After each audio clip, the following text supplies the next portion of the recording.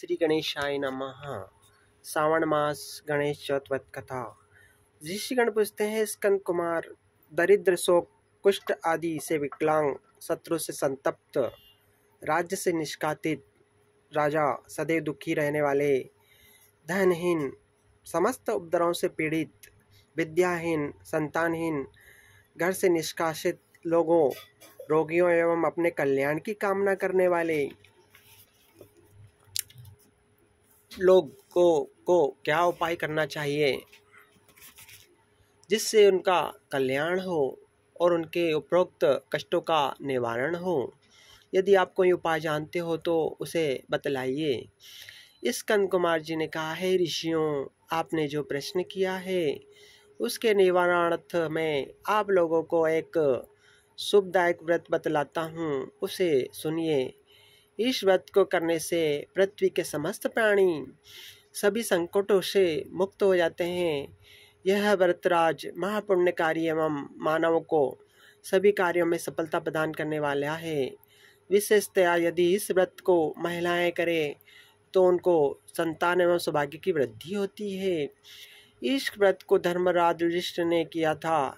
पूर्व काल की में राजच्युत होकर अपने भाइयों के साथ धर्मराज वन में चले गए तो उस वनवास काल में युधिष्ठिर ने भगवान श्री कृष्ण से अपने कष्टों के समानार्थ जो प्रश्न किया था उस कथा को आप लोग श्रवण कीजिए। युधिष्ठिर ने कहा, पूछते हैं, हे पुरुषोत्तम, ऐसा कौन सा उपाय है जिससे हम वर्तमान संकटों से मुक्त हो सकें? हे गदाधर, आप सर्वज्ञ हैं, हम लोगों को आगे अब किसी प्रकार का कष्ट न भुगतना पड़े, ऐसा उपाय बतलाइए। स्कंद कुमार जी कहते हैं कि जब धैर्यवान युधिष्ठिर विनम्र भाव से हाथ जोड़कर बारंबार अपने कष्टों के निवारण का उपाय पूछने लगे तो भगवान हर्षिकेश ने कहा, हे राजन, संपूर्ण कामना को पूरा करने वाला एक बहुत बड़ा गुप्त व्रत है। हे पुरुषोत्तम, इस व्रत के सामान्य में मैंने आज तक किसी को नहीं बतलाया है। हे राजन, प्राचीन काल में सतयुग की बात है कि पर्वतराज हिमालय की सुंदर कन्या पार्वती ने शंकर जी को पति रूप में प्राप्त करने के लिए गहन वन में जाकर कठोर तपस्या की, परंतु भगवान से प्रसन्न होकर प्रकट नहीं हुए। तब शैल तनया श्री पार्वती जी ने अनादिकाल श्री से विद्यमान गणेश जी का स्मरण किया। गणेश जी को उसी क्षण पकड़ देखकर पार्वती जी ने पूछा गणेश जी को उसी क्षण पकड़ होकर देखकर पार्वती जी ने पूछा, मैंने कठोर दुर्लभ एवं लोम्भ हर्षक तपस्या की, किंतु अपने प्रिय भगवान जी को प्राप्त न कर सकी। वह कष्ट विनाशक दिव्य व्रत जिसे नारद जी ने कहा है और जो आपका ही व्रत है, उस प्राचीन व्रत के तत्व को आप मुझसे कहिए। पार्वती जी की बात सुनकर सिद्धिदाता गणेश जी उस कष्टनाशक शुभदायक व्रत का प्रेम से वर्णन करने लगे। गणेश जी ने कहा, हे अचल सुते, अत्यंत पूर्णकारी एवं समस्त कष्टनाशक श्रावण कृष्ण गणेश चतुर्थी व्रत को कीजिए। इसके करने से आपकी सभी आकांक्षाएं पूर्ण होगी और जो व्यक्ति इस व्रत को करेंगे उन्हें भी सफलता मिलेगी। हे देवाधीश्वरी, श्रावण के कृष्ण के चतुर्थी को रात्रि में चंद्रोदय होने पर पूजन करना चाहिए। उस दिन प्रातः कृत्य से निपटकर मन में संकल्प रहे कि जब तक चंद्रोदय नहीं होगा मैं निराहार रहूंगी। पहले गणेश पूजन करने के बाद भोजन ग्रहण करूंगी। मन में ऐसा निश्चय करना चाहिए। इसके बाद सफेद तिल से जल से स्नान करें। अपना नित्य कर्म करने के बाद सुंदर व्रत वाला मेरा पूजन करें। यदि सामर्थ्य हो तो पति मां स्वर्ण की मूर्ति का पूजन करें। अभाव में चांदी, अष्टधातु अथवा मिट्टी की मूर्ति की ही पूजा करें। अपनी सामर्थ्य के अनुसार सोने, चांदी, तांबे अथवा मिट्टी के कलश में जल भरकर उस पर गणेश जी की प्रतिमा स्थापित करें। मूर्ति कलश का वस्त्राच्छादन करके अष्टदल कमल की आकृति बनावे और उसी मूर्ति की स्थापना करें। तत्पश्चात षोडशोपचार से पूजन विधि से भक्तिपूर्वक पूजन करें। मूर्ति का ध्यान करें। निम्न प्रकार से करें। हे लंबोदर, हे चार भुजा वाले, तीन नेत्र वाले, लाल रंग वाले, हे नीलवर्ण वाले, शोभा के भंडार, प्रसन्न मुख वाले गणेश जी, मैं आपका ध्यान करती हूँ। यह आसन है। हे लंबोदर, आपके लिए पाद है। हे गजानन, मैं आपका आह्वान करती हूँ। यह आपके लिए अर्ध है। हे शंकर सुवन, हे उमापुत्र, यह आपके स्नानार्थ जल है। हे वक्रतुंड, यह आपके लिए आचमन है, जल है। हे सुपकर्ण, यह आपके लिए वस्त्र है। हे कुब्ज, यह आपके लिए यज्ञोपवीत है। हे गणेश्वर, यह आपके लिए रोली चंदन है। हे विघ्न विनाशक शन, यह आपके लिए फूल है। हे विकट, यह आपके लिए धूप बत्ती है। हे वामन, यह आपके लिए दीपक है। हे सर्वदेव, यह आपके लिए लड्डू का निवेद्य है। हे सावर्तिनाशन देव, आपके निमित्त फल है।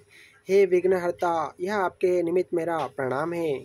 प्रणाम करने के बाद क्षमा प्रार्थना करें। इस प्रकार षोडशोपचार रीति से पूजन करके नाना प्रकार के भक्ष्य पदार्थों को बनाकर भगवान को भोग लगावे। हे देवी, शुद्ध देसी घी में 15 लड्डू बनावे। सर्वप्रथम भगवान को लड्डू अर्पित करके उसमें से 5 ब्राह्मण को दे दे। अपनी सामर्थ्य के अनुसार दक्षिणा देकर चंद्रोदय होने पर भक्ति भाव से अर्घ देवे।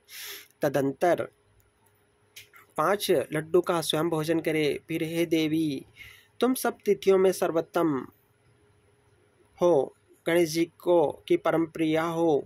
हे चतुर्थी, हमारे द्वारा प्रदत्त अर्ध प्रदान करे। क्षीर सागर से उत्पन्न हे लक्ष्मी के भाई, हे निशाचर रोहिणी सहित हे शशि, मेरे दिए हुए अर्ध को ग्रहण कीजिए। गणेश जी को इस प्रकार प्रणाम करे।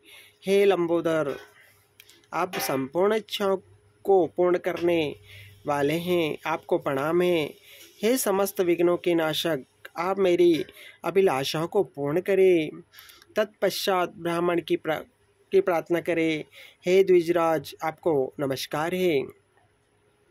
आपको नमस्कार है। आप साक्षात देव स्वरूप हैं। गणेश जी की प्रसन्नता के लिए हम आपको लड्डू समर्पित कर रहे हैं। आप हम दोनों का उद्धार करने के लिए दक्षिणा सहित इन 5 लड्डू को स्वीकार करें। हम आपको नमस्कार कहते हैं। इसके बाद ब्राह्मण भोजन कराकर गणेश जी से प्रार्थना करें। यदि इन सब कार्यों के करने की शक्ति न हो तो अपने भाई बंधु के साथ दही एवं पूजन में निवेदित पदार्थ का भोजन करें। प्रार्थना करके प्रतिमा का विसर्जन करें और आप अपने गुरु को अन्न वस्त्रादि एवं दक्षिणा के साथ मूर्ति दे देवे। इस प्रकार से विसर्जन करें।